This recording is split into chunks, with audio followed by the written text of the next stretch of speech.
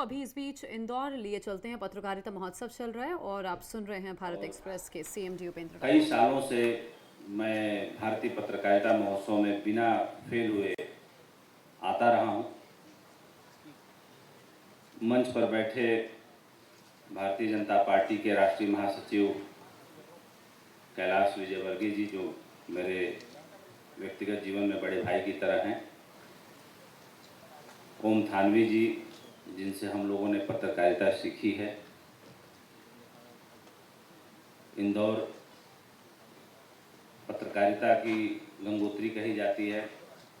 मुझे भी, मैंने जनसत्ता में काम तो नहीं किया, लेकिन प्रभास जी के साथ कुछ यात्राएं करी, उनका सानिध्य मिला और बहुत दुखद रहा कि वेद प्रताप वैदिक जी, जिनसे मेरा बहुत ही अच्छा और गहरा रिश्ता था, वो असमय हमारे बीच नहीं है, चल बसे। इस मंच से उन तमाम महान विभूतियों को याद करना जरूरी है। राजेंद्र माथुर जी, राहुल बारपुते जी, तमाम ऐसे लोग जिन्होंने पत्रकारिता को एक नया आयाम दिया। आज का जो विषय है, मीडिया, समाज और दरकता विश्वास, मैं कोशिश करूंगा कि इस विषय के इतर न जाऊं। दुनिया में बहुत सारे सर्वे कराए गए कि समाज पहले से बेहतर हुआ है कि खराब हुआ है। तो सर्वे में ये निकल के आया, लोगों ने कहा, ज़्यादातर लोगों ने, कि समाज का बहुत पतन हो गया है, स्थितियां बड़ी खराब हो गई हैं। पहले समाज बहुत अच्छा था, अब अच्छा नहीं रहा। जबकि हकीकत इसके उलट है। दुनिया पहले से हजारों गुना ज़्यादा बेहतर हुई और बेहतर हो रही है। लेकिन लोगों ने ऐसा क्यों कहा, उसके पीछे भी कारण है। और उस सर्वे में ये भी निकल के आया कि कारण का जो मूल आधार है, कहीं ना कहीं मीडिया है। जो नकारात्मक खबरें हम परोसते हैं, उन खबरों में जिसमें लोग रस भी लेते हैं, मीडिया वाले कोई खबरें जो दिखाते हैं यूं ही नहीं दिखाते, लेकिन ये तय कौन करता है कि क्या दिखाना चाहिए और क्या नहीं दिखाना चाहिए, क्या भरोसा पैदा करता है, क्या भरोसा तोड़ता है। कहीं ना कहीं इसकी भी शुरुआत हम ही से होती है। हम ही, मतलब एक समाज के रूप में इस सभागार में जितने लोग बैठे हैं उनसे होती है। लेकिन कुछ माइलस्टोन होते हैं, कुछ घटनाएं ऐसी होती हैं जिनका उदाहरण इसलिए दिया जाता है कि वो मील का पत्थर होती हैं, वो शुरुआत होती हैं, वो मानक होती हैं। अगर विश्व की पत्रकारिता पर नजर दौड़ाएं तो जो अमेरिका के कुछ फाउंडिंग फादर फिगर्स हैं, जिसमें थॉमस जेफरसन का नाम लेना चाहूँगा, जो बाद में अमेरिका के राष्ट्रपति भी बने, उन्होंने पत्रकारिता के बारे में बड़ी गहरी बात कही। उन्होंने कहा कि सरकार युक्त और प्रेस विहीन राष्ट्र हो या सरकार विहीन प्रेस युक्त राष्ट्र हो, तो उन्होंने कहा कि अगर सरकार नामक संस्था का गठन न हो, यानी सरकार न हो लेकिन प्रेस जिंदा रहे, तो ऐसा राष्ट्र मैं चाहूंगा। लेकिन सरकार रहे और प्रेस न रहे, प्रेस की आजादी न रहे, तो मैं ऐसा राष्ट्र देखना नहीं चाहूंगा। दुनिया की विभूतियों में थॉमस जेफरसन का भी नाम लिया जाता है। शायद पत्रकारिता के सम्मान में इतना बड़ा कथन बहुत कम लोगों ने कहा है। और जो येलो जर्नलिज्म की बात होती है, उसकी भी शुरुआत सबसे पहले अमेरिका से ही हुई। और उदाहरण मैं देना चाहूँगा, जब क्यूबा को लेकर के स्पेन और अमेरिका में काफ़ी तनातनी थी, तो दो मीडिया पर्सनालिटीज़ बहुत बड़े हुए, जिनका नाम सब लोग जानते हैं, पुलित्जर और विलियम हर्ट। पुलित्जर अवार्ड भी दिया जाता है। तो विलियम हर्ट ने जो अखबार शुरू किया, उनका एकमात्र उद्देश्य था अपना सर्कुलेशन बढ़ाना, और उसके लिए उन्होंने अमेरिका जैसे देश को युद्ध की आग में झोंक दिया था। जो क्यूबा में जो तनाव चल रहा था उसको लेकर के उन्होंने बहुत गलत रिपोर्टिंग करी, और एक घटना उस वक्त हुई जब उन्होंने एक बड़ी खबर छापी कि स्पेन ने अमेरिका के एक युद्धपोत को डुबा दिया। युद्धपोत तकनीकी कारणों से डूबा था, लेकिन खबर छापी गई कि स्पेन ने अमेरिकी जहाज को डुबा दिया। उस खबर के छपते ही, और जब खबर छपी तो उसके तथ्यों का कोई बहुत आकलन नहीं किया गया। कई बार झूठी खबरें छापी जाती हैं। एक झूठी खबर छपी और क्यूबा और अमेरिका के बीच तनाव और बढ़ा, और स्पेन और अमेरिका के बीच तनाव बढ़ा, युद्ध की स्थिति पैदा हो गई, और कह सकते हैं कि एक छद्म युद्ध हुआ भी। तो जो मीडिया है, यानी जो पत्रकारिता है, ये जो हमारा अखबार है, जो हमारा जो टेलीविज़न है, ये लोगों के भरोसे का प्रतीक है। और भरोसे का प्रतीक क्यों है? क्योंकि इसी को देख के हम तय करते हैं कि हमें क्या करना चाहिए और क्या नहीं करना चाहिए, क्या अच्छा चल रहा है, क्या बुरा चल रहा है। यही हमें संकेत देता है, यही हमें सूचना देता है। लेकिन आज की स्थिति में हमसे पहले भी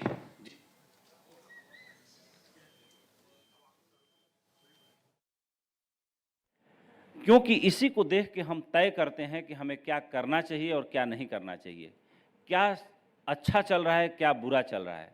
यही हमें संकेत देता है, यही हमें सूचना देता है। लेकिन आज की स्थिति में हमसे पहले भी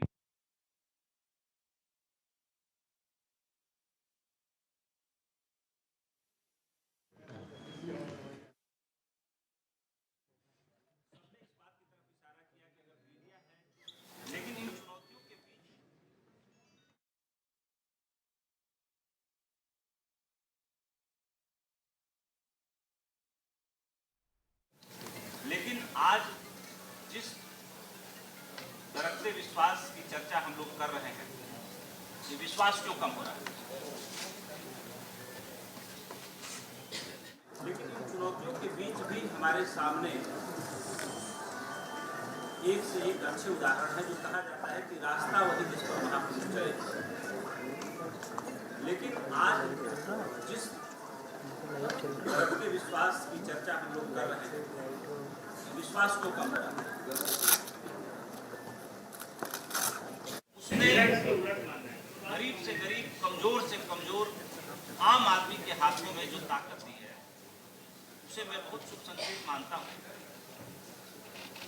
लोग ये कहते हैं कि आज सत्ता पक्ष के खिलाफ खबर छाप दीजिए तो आपको जेल भेज दिया जाएगा। मैं इससे भी बहुत सहमत नहीं हूं। इसलिए सहमत नहीं हूं कि सोशल मीडिया पर यहाँ बैठा हर आदमी फेसबुक, ट्विटर, इंस्टाग्राम, अब कुछ और भी नए मीडिया कहते हैं कि आप सत्ता पक्ष के खिलाफ खबर छाप दीजिए तो आपको जेल भेज दिया। देश के प्रधानमंत्री के बारे में, चाहे गृह मंत्री के भी बारे में क्या नहीं लिखा जाता है। लेकिन मुझे लगता है कि इन बातों का सत्ता में बैठे लोग बहुत संज्ञान नहीं लेते। लेकिन जो कुछ घटनाएं हैं, उनको मील का पत्थर मान करके कुछ लोग बताते और दिखाते हैं।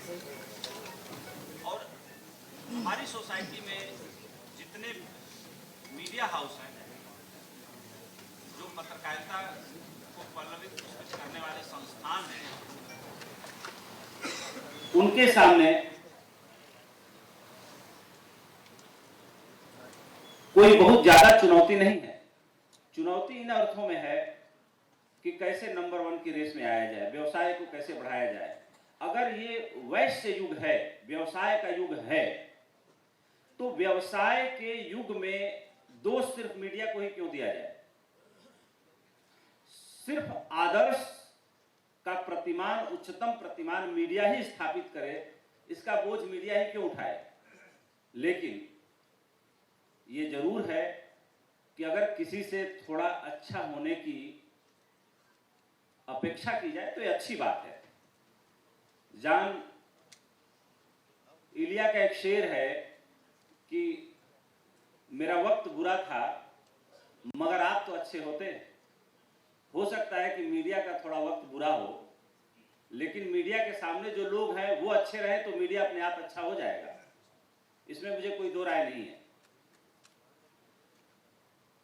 पत्रकारिता के उच्चतम कीर्तिमान स्थापित करने वाले माखनलाल चतुर्वेदी साहब ने जब अपना प्रकाशन शुरू किया, अगर मैं गलत नहीं हूं तो शायद प्रतिमान नाम था उनके पत्रिका का, तो उन्होंने लिखा कि मैं ईश्वर से प्रार्थना करता हूं कि मुझे वो ऐसी दृष्टि हमेशा देते रहें जिससे कि मैं अपने दोषों को देख सकूं और दंभ, अहंकार और अभिमान से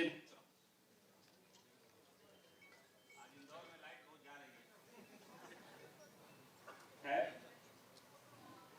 तो मेरा ये कहना है कि मीडिया और समाज दरकता विश्वास जो सोशल मीडिया है उसने जो ताकत दी है, जो प्रतिमान सोशल मीडिया के कारण, जो आदर्श सोशल मीडिया के कारण स्थापित हुए हैं। सोशल मीडिया रेगुलेटेड नहीं है, इसके थोड़े खतरे भी हैं, जिसको अभी राकेश जी ने कहा कि व्हाट्सएप यूनिवर्सिटी या गूगल यूनिवर्सिटी, हृदय जी ने भी कहा। हाँ, ये जरूर है कि जहाँ बहुत ज़्यादा संभावनाएं होती हैं खतरे भी वहीं होते हैं, लेकिन उन खतरों की तुलना में संभावनाएं ज़्यादा हैं। और आज आम आदमी जितना सशक्त हुआ है, जितना ताकतवर हुआ है, जितना मजबूत हुआ है, मुझे लगता है कि पत्रकारिता के जो माध्यम हैं, इलेक्ट्रॉनिक मीडिया और प्रिंट मीडिया या पत्रिका, उसकी तुलना में आज सोशल मीडिया हमें मानने में कोई गुरेज नहीं करना चाहिए, बहुत आगे निकल गया है। और आगे निकल गया है इसी कारण जो टेलीविज़न है और जो अखबार है वो जिंदा भी रहेगा, लेकिन जो भरोसे का गणित होता है उसके पीछे भी काफ़ी जोड़ घटाना होता है। एक छोटी सी कहानी से अपनी बात समाप्त करता हूँ। पश्चिम बंगाल में एक बंगाली बाबा थे, उनकी कहानी जो भी लोग थोड़ा बहुत पढ़े लिखे होंगे जानते होंगे कि वो कैसे मशहूर बने, कैसे पूरा हिंदुस्तान एक बार उनके चरणों में, उनके चमत्कारों के कारण जाके गिर गया। कि भरोसा भी कैसे पैदा किया जाता है, इसकी एक अनूठी कहानी है। वो एक बार की कहानी है कि अंग्रेजों का शासन था, बंगाली बाबा ट्रेन में सवार हुए और सवार हुए तो टिकट चेकर आया और उनसे टिकट मांगा। टिकट मांगा तो उन्होंने कहा कि हम फकीर लोग हैं, फकीरों से टिकट नहीं मांगते, हम बिना टिकट यात्रा करते हैं। जो टिकट कलेक्टर था वो अंग्रेज था, उसने बंगाली बाबा को ट्रेन के बाहर फेंकवा दिया। बाहर जब फेंकवा दिया तो बंगाली बाबा को गुस्सा आया और उन्होंने कहा कि देखता हूं तुम मेरे बिना ट्रेन कैसे चला लेते हो। उनके हाथ में जो दंड था, उन्होंने दंड को कुछ मंत्र पढ़ा और स्टेशन पे टिका दिया और ट्रेन का इंजन चालू था, सारे पैरामीटर सही थे। जो फोरमैन था, जो ड्राइवर जिसको बोलते हैं ट्रेन में, उसने बड़ी कोशिश करी लेकिन ट्रेन हिलने का, चलने का नाम ही नहीं ले रही थी। धीरे धीरे लोग अपनी बोगियों से उतर के इकट्ठा हो गए, गाली गलौज होने लगा, मार पिटाई की नौबत आ गई। सब लोग कहने लगे कि भाई बंगाली बाबा से माफ़ी मांगो, टिकट कलेक्टर को। वो अंग्रेज था, वो माफ़ी मांगने के लिए तैयार नहीं था। जब भीड़ काफ़ी इकट्ठा हो गई और ऐसा लगा कि अब लोग उसको मारने लगेंगे, अब जो है और लोगों ने प्रार्थना करना भी चालू कर दिया कि भाई किसी की कोर्ट है, किसी की कचहरी है, किसी का स्कूल है, किसी की तमाम एंगेजमेंट्स हैं, ट्रेन कब तक ऐसे रुकी रहेगी। बेचारे ने हार थक के माफ़ी मांगी और माफ़ी मांगी। बंगाली बाबा ने फिर कोई मंत्र पढ़ा और जो है ट्रेन में वो सवार कराया गया इज्जत के साथ और ट्रेन चल पड़ी। उसके बाद इस चमत्कार की पूरी दुनिया में, देश में इतनी चर्चा हुई कि बंगाली बाबा बहुत मशहूर हो गए, बहुत ताकतवर हो गए और बहुत प्रभावी हो गए बंगाल में। हर आदमी जन्म लेता है तो उसे एक दिन मरना ही होता है। अंत समय आया और बंगाली बाबा की दोस्ती एक पत्रकार से थी। अंत में उन्होंने इस बात का खुलासा किया मरने के आखिरी दिन, जब उसने पूछा कि आखिर असली बात क्या थी, बता दो हमें। तो बंगाली बाबा ने खुलासा किया कि तीनों मेरे द्वारा खरीदे गए लोग थे। जो फोरमैन था वो भी, जो टिकट कलेक्टर था वो भी, और जो स्टेशन मास्टर था वो भी।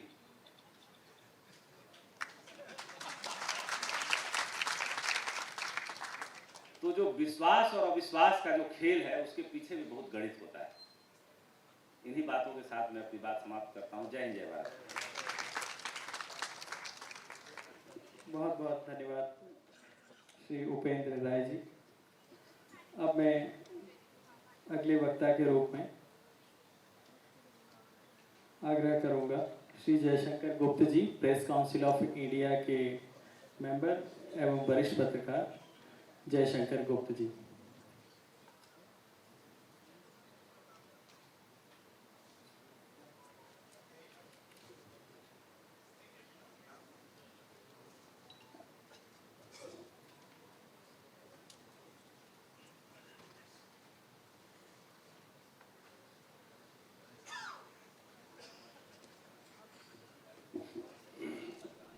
तो मीडिया और समाज, दरकता विश्वास, ये इसकी थीम है जो कार्यक्रम चल रहा है। एक तरफ तस्वीरें हम आपको दिखा रहे हैं किस तरह मंच पर स्वागत किया गया भारत एक्सप्रेस के chairman editor in chief Upendra Rai का, और वहीं दूसरी तरफ आप देखिए कैलाश विजयवर्गीय के साथ मंच साझा करते हुए भारत एक्सप्रेस के चेयरमैन उपेंद्र राय, जिन्होंने अभी अपने संबोधन को समाप्त किया है और कई अहम बातें मीडिया से जुड़ी, समाज से जुड़ी और सरकार से जुड़ी इस मंच से रखी हैं।